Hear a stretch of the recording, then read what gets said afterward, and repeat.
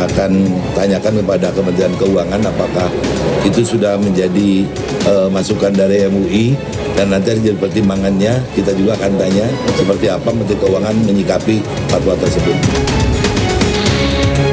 Bumi dan bangunan yang dihuni dalam pengertian dia non komersial tidak boleh dikenakan pajak berulang. MBR itu masyarakat berpenghasilan rendah, itu supaya biaya perolehan tanah bangunannya yang tadinya bayar jadi gratis.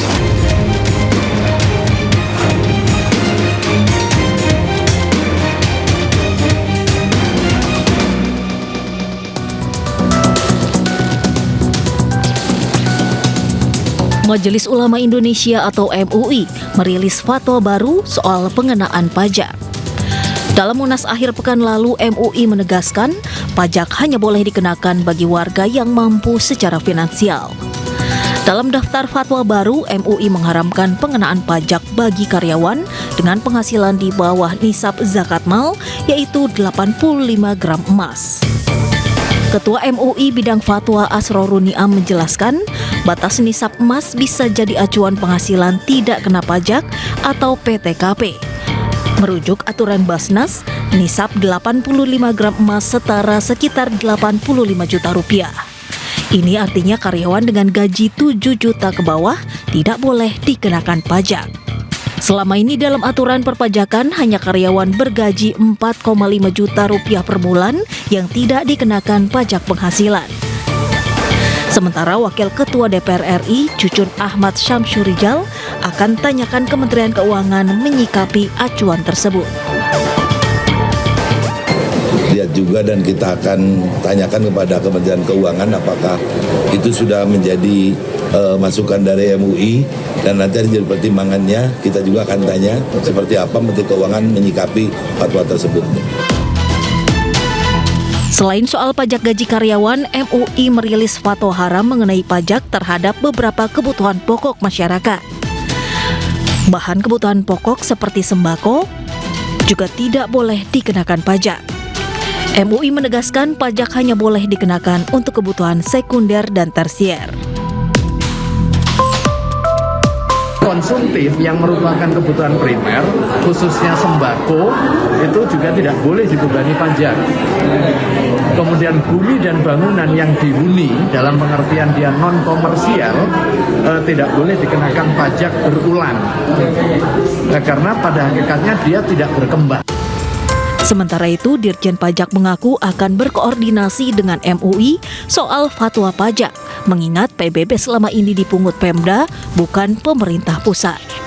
Karena sebenarnya yang ditanyakan tuh PBB P2, Pedesaan Perkotaan, Pemukiman itu di daerah. Di kami hanya PBB yang terkait dengan kelautan, perikanan, sama pertambangan, sama kota. Saat ini pemerintah telah membebaskan bea perolehan hak atas tanah dan bangunan atau BPHTB dan IMB bagi masyarakat berpenghasilan rendah.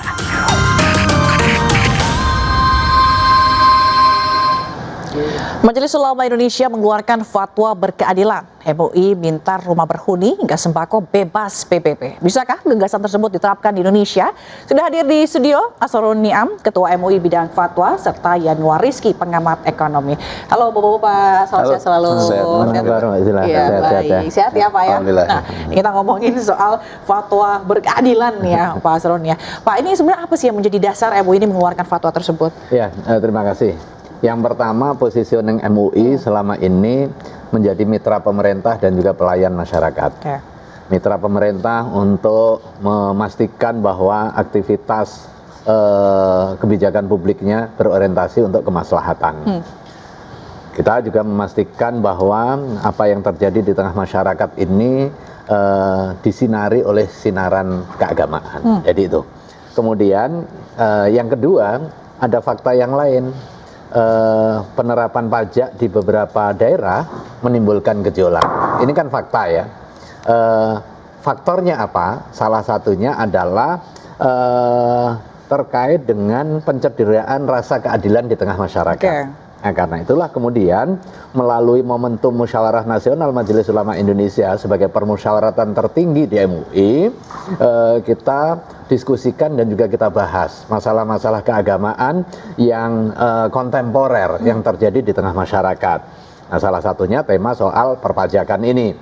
Dari hasil kajian dan juga pembukaan literatur keagamaan serta riwayat success story di dalam sejarah Islam, bagaimana mekanisme hubungan antara rakyat dan juga penguasa dibingkai atas dasar kontrak sosial. Untuk apa? Untuk mewujudkan kesejahteraan.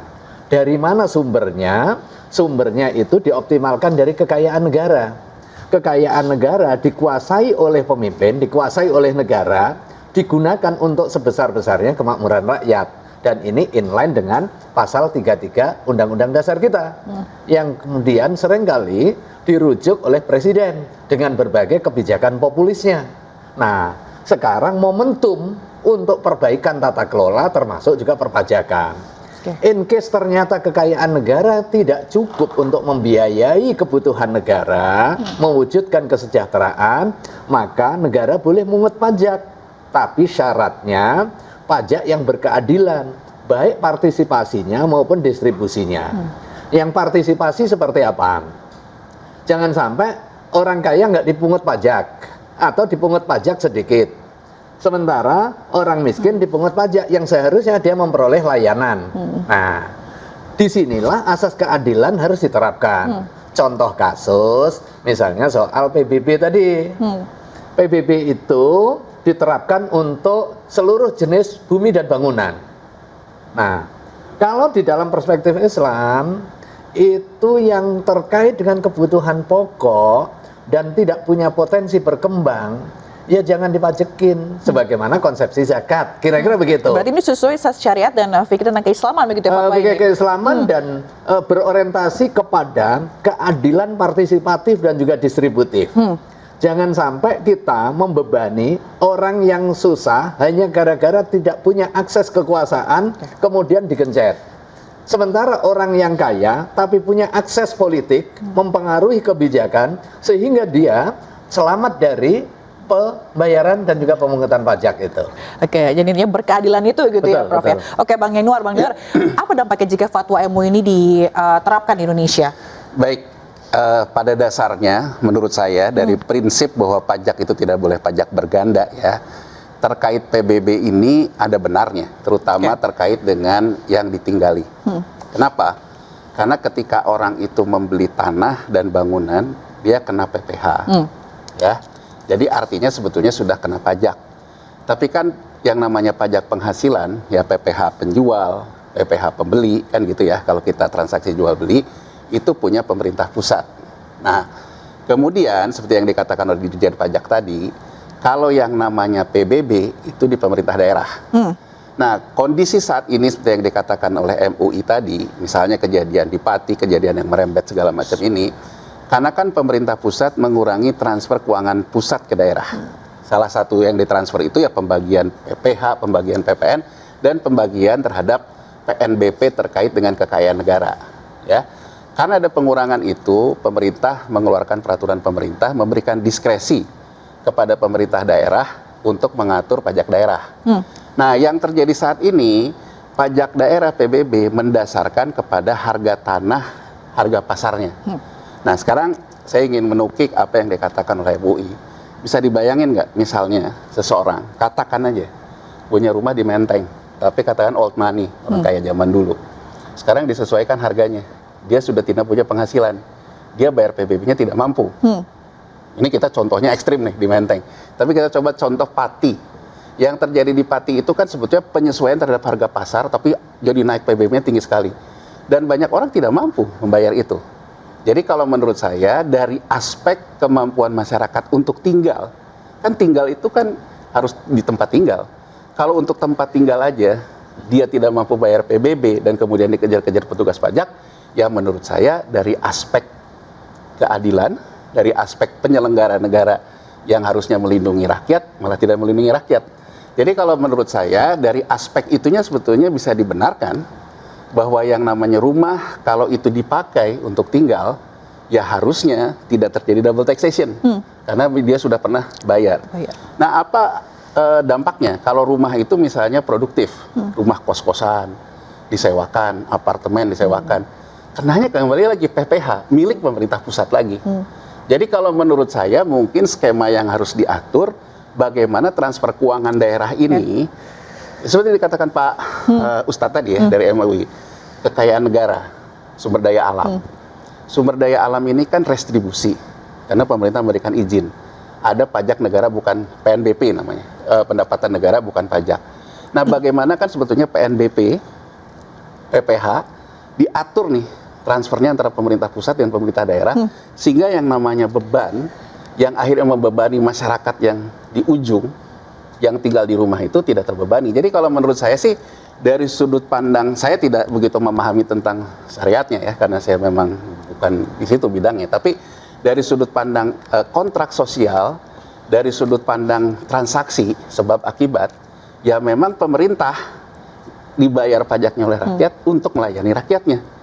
Kalau rakyatnya tidak bisa bayar pemerintah karena untuk hidup pokok saja tidak bisa, masa pemerintah memaksakan. Jadi dari sisi itu sih menurut saya memang ini harus dibahas secara serius. Baik, lalu lantas bisakah fatwa MUI ini diterapkan di Indonesia? Tapi kita akan dengar jawaban dari bapak-bapak ini usai jeda. Nah, sebelum jeda, pemirsa, ini ada berita seru bahwa minum air mineral tidak hanya menyegarkan, tapi bisa memberikan sensasi yang sejuk, alami, dan juga menyehatkan. Apalagi kalau minum air mineral malah dapat hadiah miliaran. Banyak yang sudah beruntung dan mendapatkan hadiahnya. Yuk kita saksikan ceritanya. Ini Mas Christian yang menang apartemen di CFD kemarin ya? Ya, betul. Selamat Mas. Ini apartemen buat Mas. Jujur kaget sih, nggak nyangka. Ternyata dapat grand prize apartemen, langsung shock aja gitu. Kayak nggak expect, cuman niatnya lari, tiba-tiba dapat apartemen, kan nggak ada nyangka gitu. Kalau aku rasanya lebih sejuk dan juga lebih alami. Keluarga nggak ada yang percaya awalnya. Masa sih cuma beli aku itu dapat apartemen? Bohong kali. Nama saya Christian, saat ini umur 27 tahun. Dan untuk tempat tinggal, sekarang saya tinggal di rumah orang tua. Mungkin suatu saat bisa nih beli apartemen, atau enggak cari-cari apartemen yang dekat-dekat. Untuk pekerjaan saat ini saya sebagai karyawan swasta. Kira-kira Mas Chris mau lamar tempatnya kapan? Mungkin kalau udah menikah kali ya.